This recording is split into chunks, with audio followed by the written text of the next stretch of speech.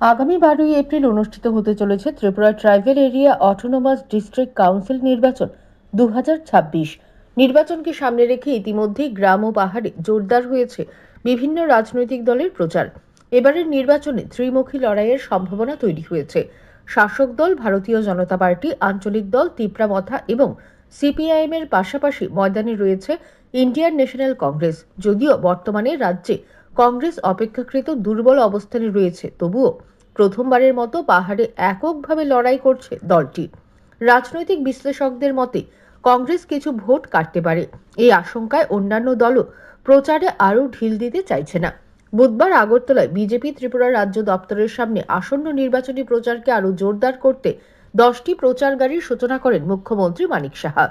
এদিন তার সঙ্গে উপস্থিত ছিলেন রাজীব ভট্টাচার্য, মন্ত্রী টিঙ্কু রায় সহ দলের অন্যান্য নেতাকর্মীরা। দলীয় সূত্রে জানা যায়, এই প্রচার গাড়িগুলো পাহাড়ি এলাকায় ঘুরে নির্বাচনী প্রচার চালাবে এবং সরকারের উন্নয়নমূলক কাজের বার্তা সাধারণ মানুষের কাছে পৌঁছে দেবে। পতাকা নেড়ে গাড়িগুলোর সূচনা করার পর সাংবাদিকদের মুখোমুখি হয়ে মুখ্যমন্ত্রী মানিক সাহা বলেন, এবারের এডিসি নির্বাচনে ক্ষমতায় আসবে ভারতীয় জনতা পার্টি।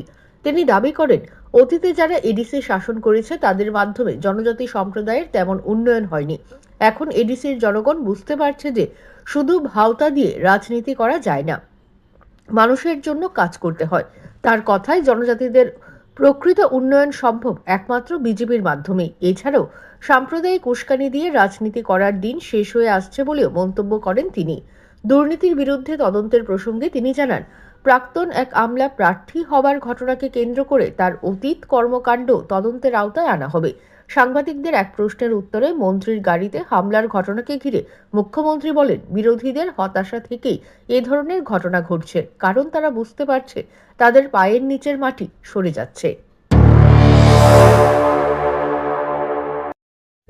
12ই এপ্রিল এডিসিতে ইলেকশন হচ্ছে, তো সেটাকে সামনে রেখে আমাদের ভারতীয় জনতা পার্টির যেভাবে আমরা ইলেকশন করে থাকি বা লড়ে থাকি, তার মধ্যে একটা পার্ট হচ্ছে যে আমাদের যে বিভিন্ন যে সাজসজ্জার যে একটা রথ বা গাড়ি আমরা সবসময় সমস্ত জায়গায় জায়গায় ঘুরবে এবং ভারতীয় জনতা পার্টির যে সরকার যেভাবে আমরা কি কাজ করেছি জনজাতি অঞ্চলের জন্য সেই বিষয়ে প্রচার প্রসার করবে।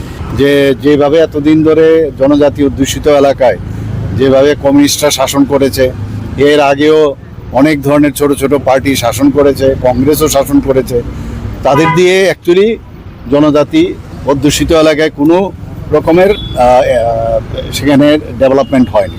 কিন্তু মাননীয় প্রধানমন্ত্রী যে আসার পর আপনারা দেখেছেন যে জনজাতিদের যেভাবে উন্নয়নের দরকার সেই কাজটা উনি করছেন এবং উনার যে মার্গদর্শন সামনে রেখে আমরাও ত্রিপুরা সরকারও সেইভাবে কাজ করছি। মানুষ বুঝতে পারছে যে ভাওতা দিয়ে রাজনীতি চলবে না, সত্যিকারের অর্থে কাজ করতে হবে। আমি বলছি না কাজ একদম 100% আমরা করে ফেলছি, কিন্তু আমাদের একটা প্রচেষ্টা ছিল এবং এখনও আছে এবং আমরা আগামী দিনও করব এবং মানুষ সেটা বুঝতে পেরে যে ভারতীয় জনতা পার্টি ছাড়া আমাদের যে জনজাতি এলাকা আছে সেখানে উন্নয়ন হবে না। উন্নয়নের নামে অনুন্নয়ন এবং সেখানে আমরা করাপশন এক্সট্রিম আমরা দেখেছি এবং এটা বুঝতে হবে। এখানে অনেককে দেখা গেছে অফিসারদেরকেও দাঁড় করিয়েছে, যে সেই অফিসারের কি রোল ছিল সেটাও কিন্তু আমরা বের করবো আগামী দিন। তো এগুলো আছে, আমরা আস্তে আস্তে করে সবকটাই কিন্তু আমরা দেখবো এগুলো এবং মানুষের কাছে আমরা তুলে ধরবো বিষয়গুলো। আর আবার আমি আপনাদের মাধ্যমে বলছি যে আমরা যেভাবে গায়ের জোর ব্যবহার করে এবং একটা সাম্প্রদায়িক সুরসুরি দিয়ে রাজনীতি, সেটার শেষ হওয়ার পথে এখন এইভাবে চলবে না। সব ভারতবর্ষের সব জায়গার মধ্যেই আমরা ভারতীয় জনতা পার্টি এখন সরকার গঠন করছে।